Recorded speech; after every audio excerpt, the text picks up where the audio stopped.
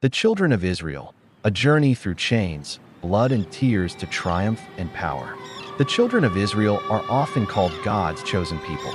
In the book of Genesis 12 verse 2, God tells Abraham, "I will make you into a great nation, and I will bless you." It is a promise that has echoed through centuries, a divine decree that many have taken as proof of their unmatched greatness. But history paints a far different picture. The pages of the Bible and the records of human history do not show a nation basking in endless glory. Instead, they reveal a people whose story is marked more by suffering than sovereignty, by captivity more than conquest. From Egypt to Babylon, from Assyria to Rome, and in more recent centuries, from the Ottoman Empire to the British Mandate, the children of Israel have spent much of their existence under the shadow of stronger powers. Their journey is less a tale of uninterrupted dominion and more a testament to resilience in the face of repeated defeat. Chapter 1. Egypt, the First Chains. The story begins in the land of Egypt. Once welcomed through the wisdom of Joseph, the children of Israel eventually became enslaved under Pharaoh, their lives reduced to backbreaking labor and cruel oppression. Exodus 1 verses 13 to 14 paints the picture vividly. So the Egyptians made the children of Israel serve with rigor, and they made their lives bitter with hard bondage, in mortar, in brick, and in all manner of service in the field. For over 400 years, they labored not as a great nation, ruling others, but as a conquered people ruled by a foreign king.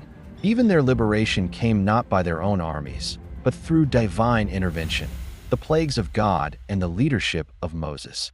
Chapter 2. The Wilderness and the Wars. After their escape from Egypt, the Israelites entered the wilderness.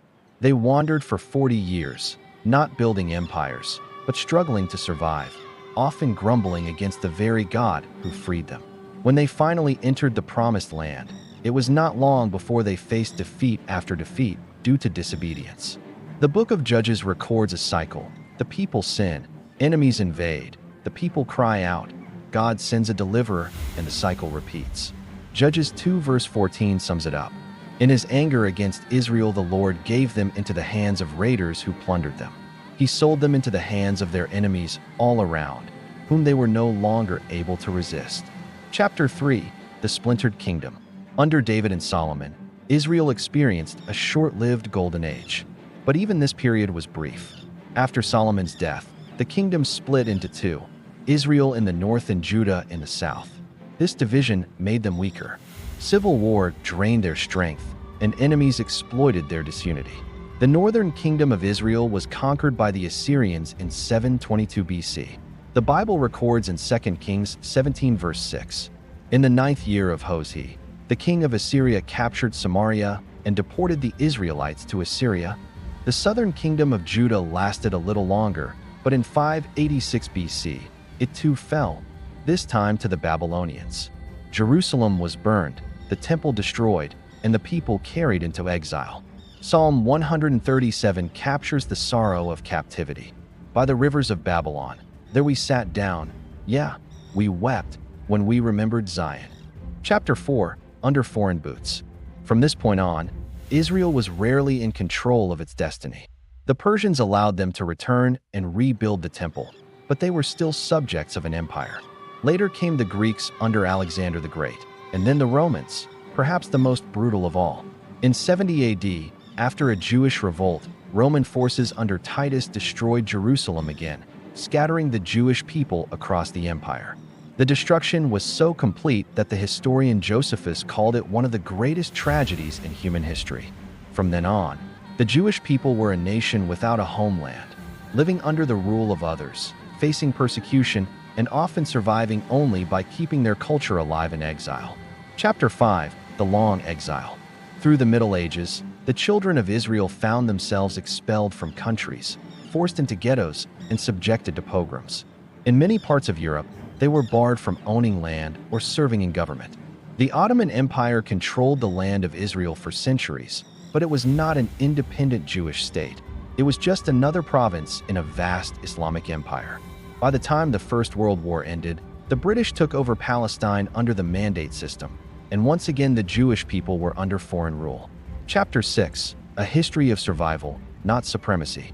If we look honestly at this history, we do not see a people who, for most of their existence, stood as an unbeatable force. We see a people often conquered, scattered, enslaved, and reliant on the mercy or cruelty of other nations. The promise of Genesis 12 verse 2 seemed far from fulfilled for centuries. For every brief moment of independence, there were centuries of subjugation. The Old Testament itself acknowledges this pattern. Deuteronomy 28 warns that disobedience would bring curses, including defeat by enemies and exile from the land. And time and again, history shows that this warning came true. Chapter 7. The turning point, the modern state of Israel. But then, something changed. In 1948, after nearly 2,000 years without a homeland, the State of Israel was declared. Born out of the ashes of the Holocaust and the chaos of World War II, it immediately faced attack from surrounding Arab nations. This time, however, history did not repeat itself. Israel fought back and won. In the decades since, Israel has transformed from a struggling new nation into one of the most technologically advanced and militarily capable states in the world. Modern Israel, a different kind of strength. At the heart of its defense system is the Iron Dome, a missile defense technology that can intercept and destroy incoming rockets with astonishing precision. This system alone has saved countless lives and prevented wars from escalating. Israel has also become a leader in intelligence operations, cyber warfare, and drone technology. Its army is among the most well-trained in the world, and its economy thrives on innovation, from medical breakthroughs to agricultural technology. And perhaps most significantly, Israel has the backing of powerful allies, most notably the United States of America. Billions of dollars in military aid, political support in the United Nations, and strategic cooperation ensure that Israel today is not isolated like in ancient times. Final reflection, from captivity to command. Looking back, the contrast is striking. The ancient Israelites were often a people at the mercy of their enemies, enslaved in Egypt, exiled to Babylon, crushed by Rome. Their greatness, when it came, was fleeting, overshadowed by centuries of defeat. But modern Israel stands as a regional power, feared by its enemies and respected by its allies. This transformation is not the result of prophetic promises suddenly fulfilled, but of a deliberate embrace of military strength, scientific innovation, and geopolitical strategy. In the Old Testament, their hope rested on divine intervention. Today, their security rests on missile defense systems, advanced weaponry, and the unwavering support of powerful nations. The story of Israel is not a simple tale of ancient glory restored. It is the story of a people who, after millennia of suffering, learned that survival in the modern world requires more than faith. It requires the hard realities of science, strength, and strategic alliances. From the chains of Egypt to the command of the Iron Dome, from the rivers of Babylon to the halls of the United Nations, Israel's journey is not just about being chosen. It is about being prepared.